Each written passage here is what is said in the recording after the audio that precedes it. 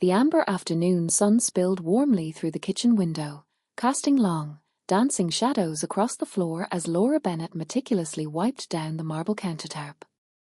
At 42, Laura was a woman of undeniable grace, yet a closer look revealed the visible weariness etched into the corners of her eyes, a byproduct of the relentless, everyday demands of modern family life. Her husband, Mark, was the bedrock of the family, but his burgeoning construction business required grueling hours, often leaving Laura to navigate the chaotic currents of their home alone.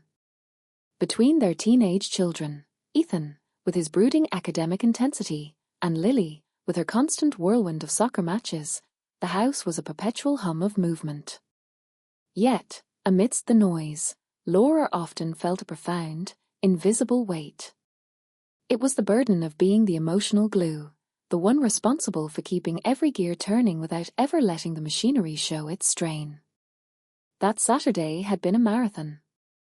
The early hours were a blur of shuttling Lily to practice and ensuring Ethan had every specific supply for his complex school project. By the time the golden light of the afternoon hit the kitchen, a dull, throbbing ache had taken up residence in Laura's shoulders. It wasn't the kind of pain born from a single moment of heavy lifting. It was the cumulative, crushing pressure of weeks spent carrying stress without a single moment of pause. Mark entered the kitchen just as she was trying to roll out the tension. He still carried the scent of fresh sawdust and cedar from the half-built deck he was crafting out back. He paused, his large frame leaning casually against the doorframe, his blue eyes softening with an immediate, piercing concern.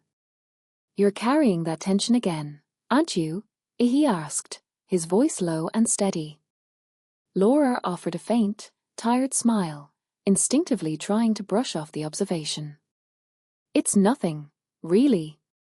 I'm just a bit worn down, that's all." But Mark wouldn't let it slide. He stepped into her space, his presence warm and grounding. "Sit down for a minute, Laura. You spend your entire life on your feet for everyone else. Let me help you." Initially, Laura resisted. She was so unaccustomed to being the recipient of care that it felt almost foreign to slow down. However, the sheer earnestness in Mark's gaze made her relent. She sank into a chair at the dining table, resting her arms on the smooth wood. Mark moved behind her, and his hands, rough, calloused, and powerful from years of manual carpentry, began to move with surprising care over her knotted muscles. As his palms pressed into her skin, Laura's breath hitched, then smoothed out as she closed her eyes. She had expected the touch to be clumsy. After all, Mark was a builder, not a therapist, but the pressure was firm, rhythmic, and incredibly soothing. For the first time in what felt like an eternity, she felt the rigid armor of her shoulders finally begin to crack and loosen. "You've missed your calling," as she murmured, her voice drifting off into a half-whisper of relief. Mark chuckled softly, the vibration of his chest warming her back.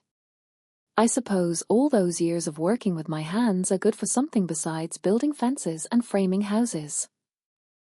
As his thumbs found the deep-seated knots along her spine, a wave of intense calm washed over her. It wasn't merely the physical release of the muscles. It was the realization that Mark had truly seen her. He had noticed her struggle and took the initiative to provide comfort when she hadn't even found the words to ask for it. In the quiet of that kitchen, Laura realized how often she neglected her own needs in favor of the kids and the house. But here, in this intimate silence, someone was finally taking care of her. When he finally pulled his hands away, Laura turned to face him, her eyes shining with a newfound light. "You have no idea," as she said softly. "That might have just changed my entire outlook on the day." Mark reached out, gently brushing a stray lock of hair from her forehead. "Good," he whispered. "Because you deserve to be looked after, too." What neither of them grasped in that fleeting moment was how this simple act of intimacy, a humble massage, would ripple through the atmosphere of their entire home. Later that evening, Ethan wandered into the living room, stopping short when he saw his parents sitting close together on the sofa. They weren't just sitting, they were laughing at some half-forgotten story, Laura's head resting naturally and comfortably against Mark's shoulder. Even at 16, Ethan was perceptive enough to feel the shift. The house felt different, lighter, as if a heavy fog had lifted. Moments later, Lily bounced in with a bowl of popcorn, her sharp eyes catching the change immediately. "What are you two so happy about?" she teased, though her smile was genuine. Laura looked at her daughter, her expression radiant. "Oh, nothing specific, honey. Just realizing how important it is for us to take care of one another." The children didn't need the details. They simply felt the warmth. That night, the dinner table conversations lasted longer, the laughter came easier, and the air seemed to glow with a renewed sense of connection.